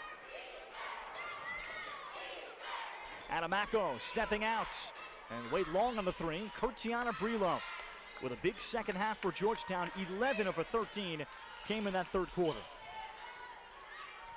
One long jumper, rest of it within 5 feet. That is precisely what Joe Tardamella wants. And they went immediately to her as the third quarter began. Now Akina Wallaire on the high post. The tough turnaround. Does not get that to fall. Kurtiana Brelov, though, able to tip it to herself. 11 offensive rebounds in this game for St. John's. Kadeja Bailey double clutched. and will get a very soft, home-friendly roll. Her first points of the game, and it's been quiet. It's been quiet for her. It's been a quiet season for her. They want more of Kadeja Bailey, who was the Big East preseason Rookie of the Year, and right there, read it all the way. She takes it in 2-on-1, could not hit though. On the follow, KB missing the follow. Bailey goes up, misses a third opportunity during the sequence, and then a tie-up. St. John's will keep it. 3 misses in tight, point blank for St. John's. You got to chop those feet when you're getting close. If you're a defender, you got to give that appearance that there's someone rolling up on you. I mean, theoretically, that's as easy as it gets, but she had company. Maybe that played a role, but if you don't get points out of this trip, that is going to be mighty frustrating. And Bailey coming into the season as a consensus top 50 recruit in the class. Started to come into St. John's games and elite camp as a 5th grader. Breloff got the great lob over the top from KB and continues to go to work. Yeah, you got that right. KB has been good as an on-ball defender in this game, but also 9, 5, and 5, bringing the offensive end as well. Anamako steps inside the arc and left that short. Again, another good closeout by Willaire. England on the run out for St. John's. And then England crossing over Anamako, and then the late whistle and the foul. Free throws coming up for the Red Storm as they have their largest lead of the night, now at 10. Only played 10 minutes in this first half because of foul trouble, backing out, knowing she didn't have the look, and then caught everybody asleep. Had Anamako backing away and thinking we're going to get into our half-court defense. But that is really smart IQ basketball from England. England made the first, and she's now 2 years removed from a torn ACL, suffered as a true freshman, and talked in the offseason how much more stronger she is, and to play these 36.5 minutes she is averaging.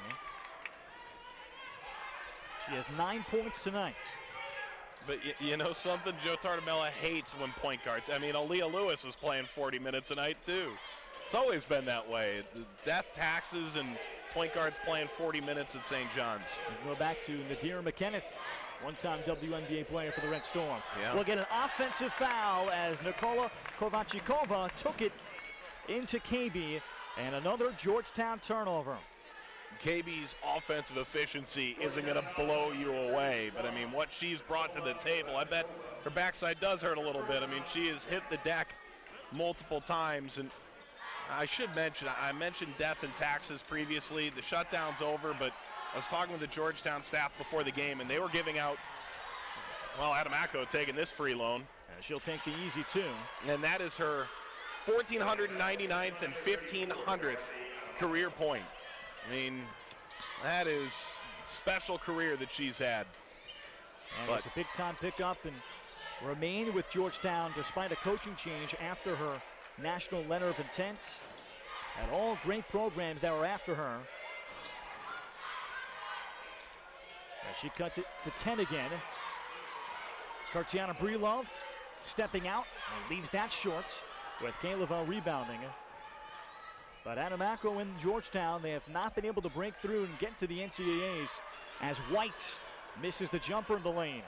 But to go back a second, Georgetown was giving out interest-free loans to people in their community that were affected by the shutdown, and that was really impressive to me. And sometimes I think we forget what a significant role these teams play in the community around them. It almost pales in comparison to the level of basketball on the court at times, but in the long run means so much more. A takeaway there is Anita Kaleva were able to front Breelov and pick up the turnover. St. John's just in the month of December has adopted a young boy named King Singh, a 5-year-old that is going through a very serious form of leukemia. And he has been invited and come to watch, I think, nearly every home game since, as that ball is knocked out of bounds and to stay. Well, we'll see what our officials will say. And Ed Sedlasky and Frank Sterator will agree it is Georgetown ball. But a great gesture by St. John's as they've had young King Singh at 5 years old attend all their games. 11 to shoot for Georgetown. 5.5 remaining in the fourth quarter. Adamako attacking Willair, and she'll get herself to the free throw line. And the Hoyas have been looking for one spurt all night after they come off of what was arguably their best performance of the season Saturday against Villanova, winning 68-63. And perhaps their best half of the season, their second, as they had to climb out of a couple of early deficits that we've talked about. Adamako has had a decent night by her standard, but Akina Willair has made every step a little more difficult. I mean, if you're going to go man-to-man against Georgetown, you better have someone that can go one-on-one with Diana White, one that can go one-on-one with Adamako. And tonight, that's been Alicia Kaby on White, Adamako facing up with Willair. And White reaching into the cookie jar, just picked up her fourth. Near half court with 5:23 remaining.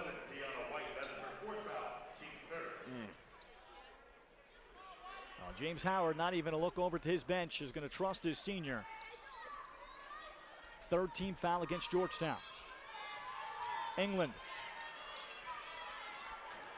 Quanasha Hoppy, and given the jumper, and comes up well short.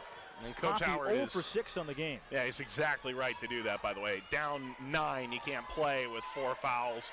Do we keep her in? Do we not? You just got to let it rip. Good take by Jones. Brianna Jones, a new career high in her first time playing in Queens, has 11. Well, the redshirt junior from North Babylon, maybe a little bit of a smile there. Two-time first-team All-Long Island. And she has gotten the Hoyas closer within 7 with a timeout on the floor on the Big East Digital Network.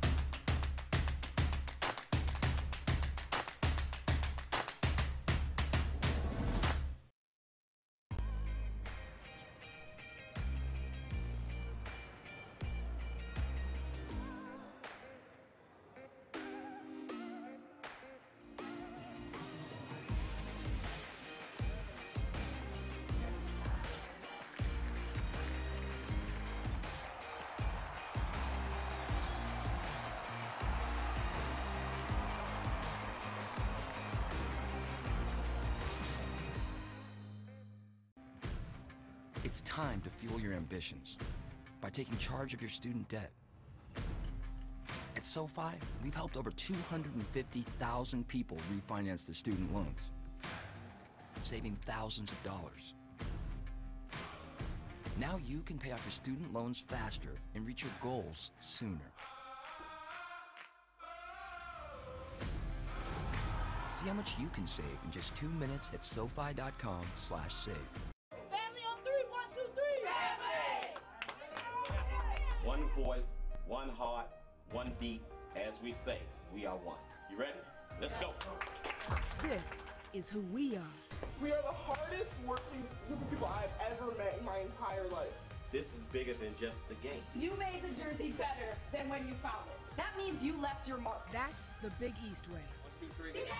The 2019 Big East Women's Basketball Tournament at Wintrust Arena. Hi, my name is Alicia Kaby, and I play for St. John's University. I play the game of basketball because it gives me an outlet, and it gives me a chance to be a part of something bigger than myself. I started playing basketball in like the 6th grade. When I first started playing, at the time my nephew was playing too, so we played in the same league. And my favorite memory is we played the championship on the same day, and we both won. And you know, they made a cake, and it was fun. That's when I really started to like basketball. I plan on being a law enforcer once I'm done, probably the FBI field.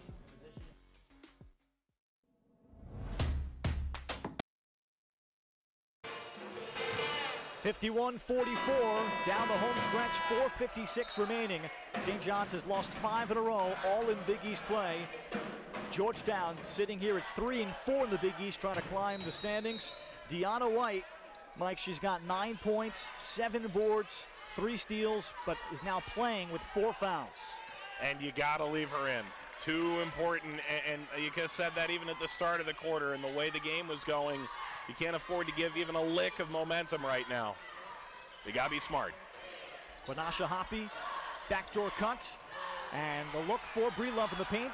Out to Khadijah Bailey, and he's able to line drive that one off the glass from the left side. I mean, that is playing on a tightrope, because that was a real cute little pocket pass, but when the other team goes the other way and pulls it down to 5, you can get real worried, but instead. Allaire comes up with a block on Adamako. She's had a strong defensive game in that matchup, but Brianna Jones, the game of her career, has 14 to lead the Hoyas as she knocks down the 3. That's only her 5th 3 in the last 8 games. I mean, just has not been falling at a really high rate. There's plenty of time left if you're Georgetown. If defense is your thing, Georgetown can lock you down for 4 minutes and go on a run. Allaire skips it. Khadijah Bailey. And White on the defensive glass. The Hoyas led briefly in the second quarter.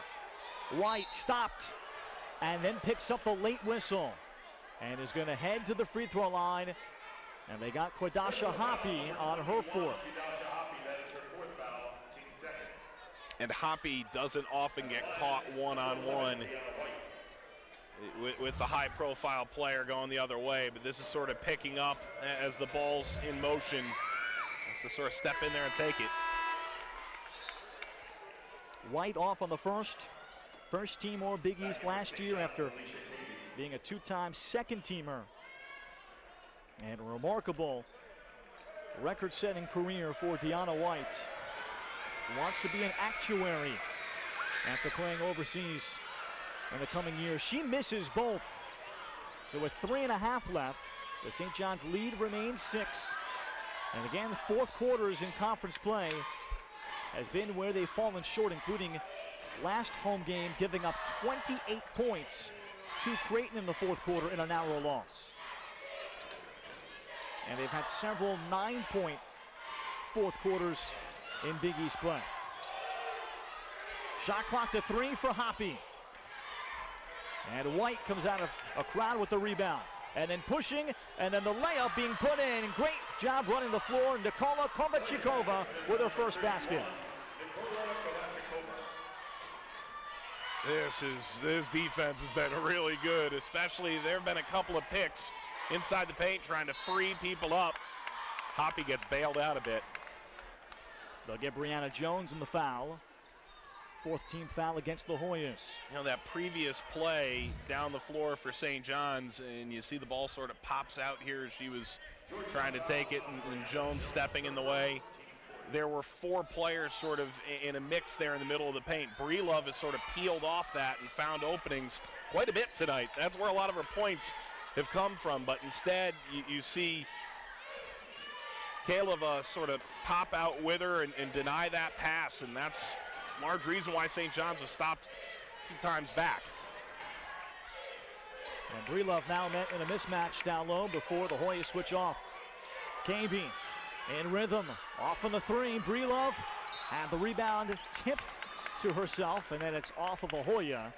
And St. John's is going to get a fresh shot clock, nursing a 4-point lead with 2:17 left.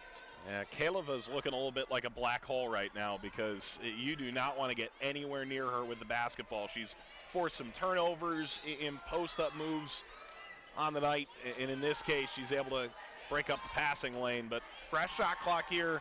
You're up 4 if you're St. John's. Give it time. Don't pull the trigger and go until 10 or 15 unless you see something good.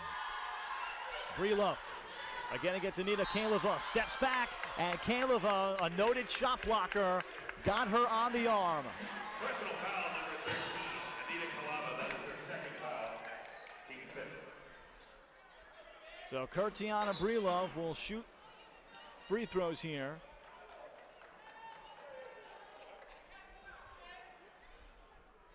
St. John's holds with 1:59 remaining.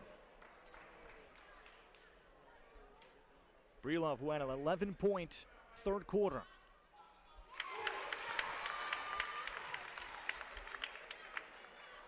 at 63% on the season in limited attempts at the free throw line. Spent her first 2 years at VCU. Yeah, 4 giant offensive rebounds in that third quarter, too. 3 of the 4 came in that quarter. 17 for Breelove. And the lead 6. Timeout James Howard and the Hoyas with 1:54 remaining. Georgetown has already committed 5 fouls in the quarter, so that's a problem. But they do have the arrow, and each team with 2 timeouts to play. Georgetown 3 of 13 from 3 tonight, but they have just not been able to get the spurt from either Adamako or Deanna White to come up with that monster segment themselves. Yeah, Georgetown this year is 7th in the Big East in taking threes, but dead last in actually making them percentage-wise. That's not really their game, and with a minute 54 to play and such a dynamic defensive team, I'm not sure that I'm in any hurry to take a 3 no matter what this time around. I think you're taking the best look you can get, because follow me here. You've got 26 seconds on the shot clock now. You get a quick 2-4-point game. You're talking 1:40 to go. You're still well in this thing. You don't need to force a 3-pointer right now. It's Kovalchikova. Out to Kaleva. Entry to Adamako. And Adamako backs in on Waller. Wave it off for a travel. And Akina Waller, her defense has been super all night against one of the Big East's best scorers. She's been awesome. And I mean, in that case, stuck in the post, hadn't been stuck there against Adamako one-on-one very often. She's been primarily picking her up as a ball handler. Georgetown has a pretty accomplished press. They don't do it a ton, but they can do it. So you're watching for traps and press, especially late.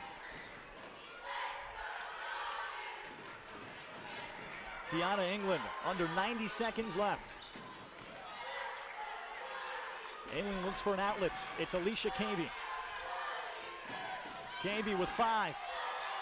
Akina Waller, and the late foul. Jones, with the shot clock down to 3, reached in for the contest and picks up the foul.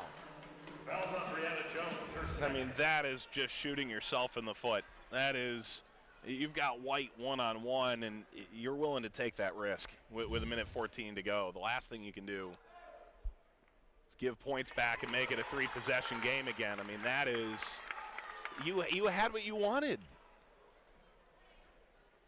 Waller, who had 7 points in the opening quarter, but 1 field goal since. A 75% free throw shooter. And the 3-year starter from Chicago gets both. The lead to 8 for St. John's. White racing ahead, tripped up a bit and called for traveling. And the defensive effort by St. John's on the Big 2 of Georgetown has led the way tonight. Yeah, collapsed down on one of the great scorers in this conference. If you come into this and say Adamako and White are combined for 21, I would have assumed that Georgetown falls tonight, no doubt. White, the conference's 5th leading, make it the 4th leading scorer. And Adamako, the conference's 5th, not just this year, but you're talking about iconic Georgetown players. White is 4th all time in scoring, Adamako 7th. England, the step back. Breelove tipping the rebound. England comes up with it and has a fresh shot clock with under 35 seconds. The Hoyas will be forced to foul with an 8-point difference. Yeah, I think they're just going to play this out. I think they can see the writing on the wall. Breelove individually destroyed this game for Georgetown. And the House of Horrors continues in Queens for Georgetown. I mean, this is the bugaboo they haven't been able to get past in a decade.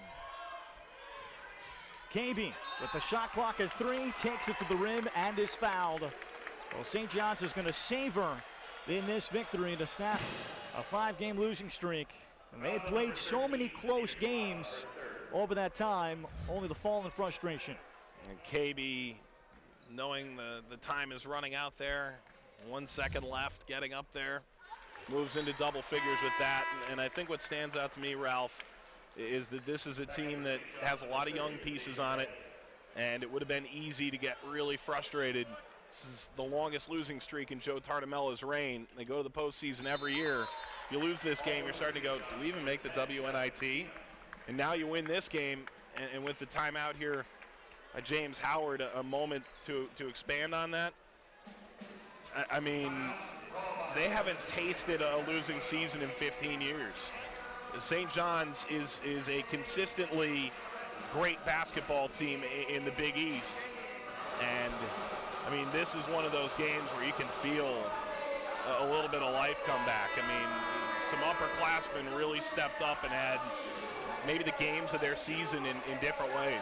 Yeah, true crossroads game, I think, is one way we can interpret it as, with St. John's having this one and the next 3 at home, and then a trip out to Creighton at Providence, 2 teams that they had their hearts broken by right here at home. 2 games they easily could have won as their next 6 to try to completely change their season.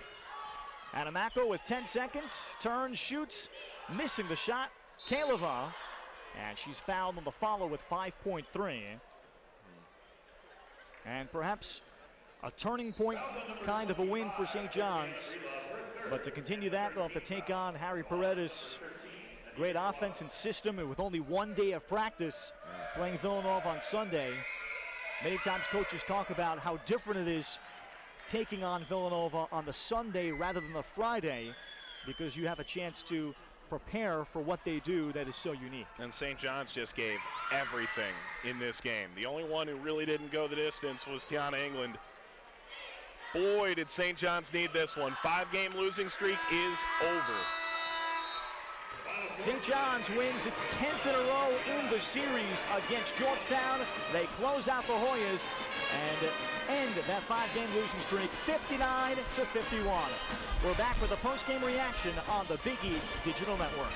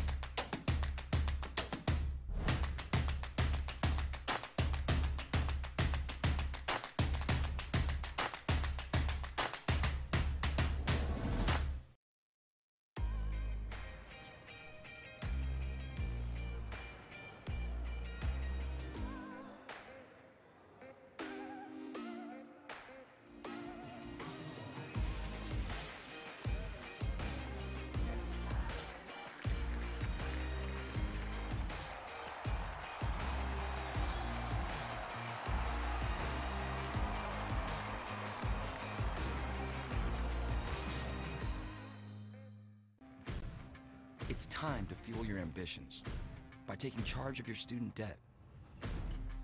At SoFi, we've helped over 250,000 people refinance their student loans, saving thousands of dollars. Now you can pay off your student loans faster and reach your goals sooner. See how much you can save in just 2 minutes at SoFi.com/save. 59-51, St. John's ends a 5-game losing streak as they close out the Georgetown Hoyas tonight on Big East Digital Network tonight from Carter-Sack Arena in Queens. Ralph Bnorchik alongside Coach Joe Tartamella. Coach, you led this one nearly wire to wire. You got a strong start, and I thought a couple of your seniors, Kurtiana Brilov, Akina Wallaire, both stepped up and put together nearly complete games. Yeah, they were terrific tonight. I mean, obviously we've had some tough ones here the last couple of weeks, so I'm really happy for our players, and they've been working hard regardless, and they came out to compete tonight. They executed for most of the game for us to be able to win, and Mimo's been fantastic the last 2 weeks, and if we can get that from her and the way that we're playing, even coming off the losses at Marquette and DePaul, we felt a lot better about where we are as we move into the rest of the year. Coach, a couple of key junctures you had to get by playing without your point guard, Tiana England, averages nearly 37 minutes a game. She leads the conference. She picks up her second foul. Radasha Hoppy in foul trouble. You had to manage that for a while. How about that period of time as you're able to kind of avoid some slippage? No, I mean, listen, we've had that in other games, and we haven't been able to hold it down. So, you know, for us to be able to do that, I thought we had a chance to go up 26-20. We missed a layup. They hit a 3 going into the half, and, you know, that kept the game at 1 point going into the half. And then I thought, you know, we had all that without Tiana, without Q. Guys stepped up. Mooch came in. Jasmine Cena came in, gave us some good minutes, hit a 3. Kadeja made a huge layup in the second half here. So it was fun to watch them play today. And you held 2 potential first-team All-Big East players tonight in Deanna White and Dorothy Adamako combining for just 21. How'd you do it? It's a group effort, and they did a great job. I thought we let them get out and leak out enough in transition, which hurt us, but they're a tough team. I mean, they've got weapons all over the floor with Adamako back, and then you have White and Benson, and you know, so they've been playing well. Obviously, Jones had a good game as well today, but I'm proud of our team, especially where we've been early, where we went, and hopefully where we're going to go. So, you know, very happy with their effort tonight. And lastly, Coach, sometimes one game can be a crossroads. This one could be one because this was the start of a 4-game homestand, and then 2 games against teams in Providence and Creighton that broke your heart. You had the lead on them both times here at home late. How about maybe the significance of this team learning how to win a close game like this? Yeah, well, you know what? I mean, you hope you're gaining experience. We're still young. I mean, as much as we've got players who have played some minutes, a lot of our guys have been here maybe 1 year, 2 years. Mimo hadn't been here. Obviously, Jasmine hasn't been here. Kayla didn't play major minutes last year. Q and T are just sophomores. Akina's been the one kind of stalwart for us. So, you know, it's been fun to watch, and hopefully we can maintain it with the players we have. You've got Villanova coming up on Sunday. Coach Tonamella, congratulations on the win. Thanks very much. George Tonamella, 59-51 the final. St. John's the victory tonight on the Big East Digital Network. For our entire crew, we say so long and good night. This game was produced and directed by KJ Hammond. For my partner, Michael Watts, I'm Ralph Bednarczyk saying so long and goodbye on the Big East Digital Network.